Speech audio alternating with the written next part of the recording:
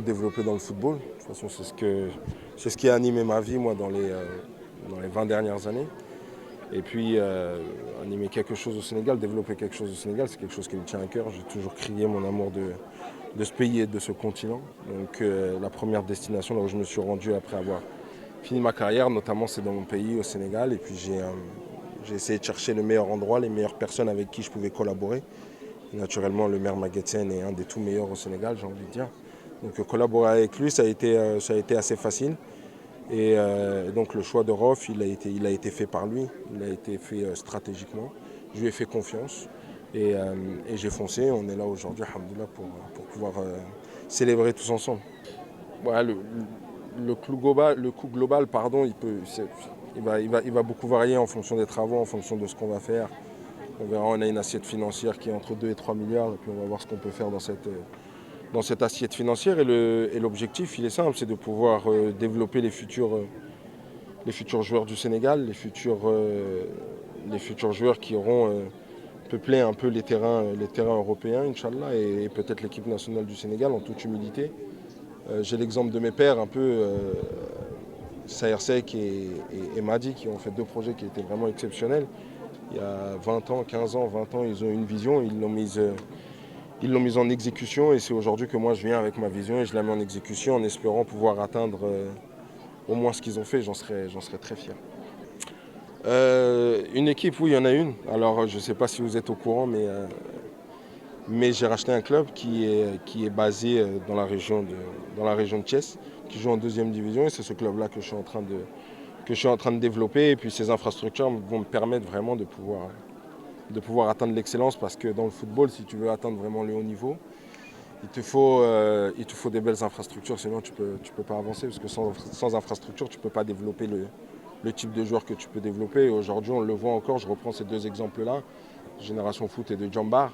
Ils en sont arrivés ici et ils ont réussi à sortir autant de joueurs parce qu'au niveau infrastructurel, ils sont en avance sur tout le monde. J'ai mon partenaire ici, qui est Fouad, qui m'a aidé à monter un modèle de développement qu'on a appelé holistique, pour pouvoir développer les joueurs, parce qu'aujourd'hui la dimension psychologique, elle est très importante dans le football.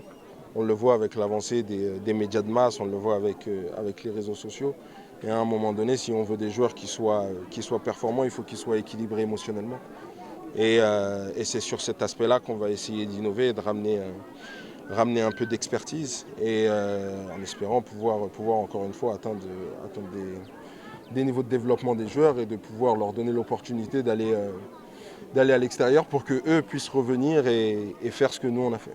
Je vais aller oublier Paco, qui est ici aussi avec moi. C'est lui qui m'a introduit au maire. Il a fait beaucoup de boulot, il nous a beaucoup aidés.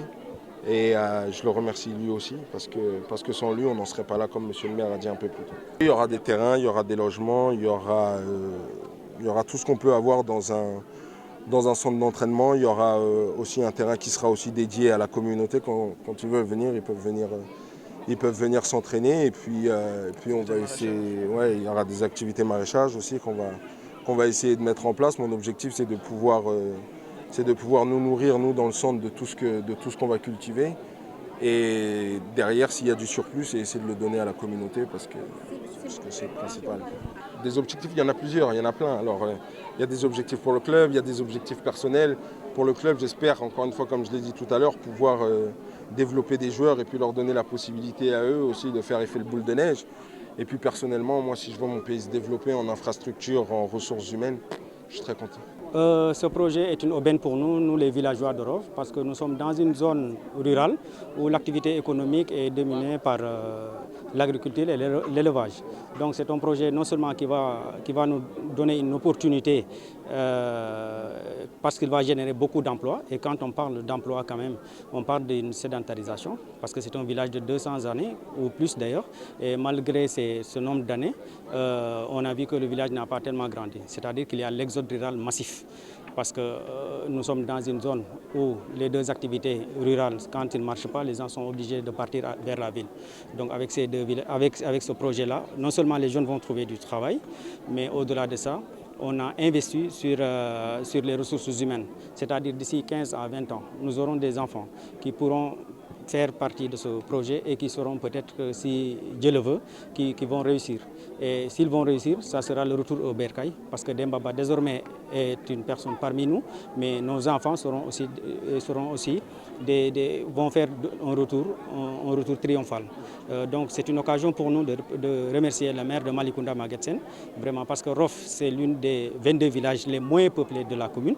Malgré cela, il nous a fait bénéficier de ce projet, alors qu'il y avait d'autres villages plus peuplés qui pouvaient bien abriter ce projet. Donc il n'y a rien de politique par rapport à ça? Non, il n'y a rien de politique, tout a été transparent. Et d'ailleurs, le chef de l'État avait dit que les 90% des alertes qu'il reçoit viennent des problèmes fonciers, mais j'espère qu'avec cette démarche-là, cette démarche devrait être propagée ailleurs pour que partout au Sénégal, que les collectivités locales adoptent cette démarche-là, c'est-à-dire une démarche inclusive et participative.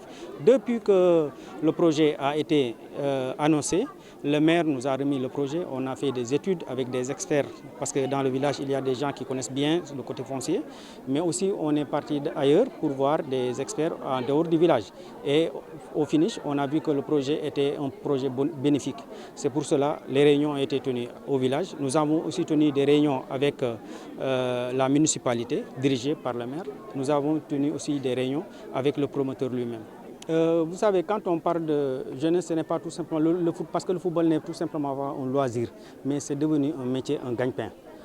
L'un des points sur lesquels nous avons insisté, c'est le recrutement. Et dans le projet, nous avons 5% des jeunes qui seront recrutés, c'est-à-dire des tout petits. Ça, c'est un avantage. Si les jeunes présentent évidemment les conditions de recrutement, ils seront recrutés. 5%, ce n'est pas quelque chose de très petit par rapport au football.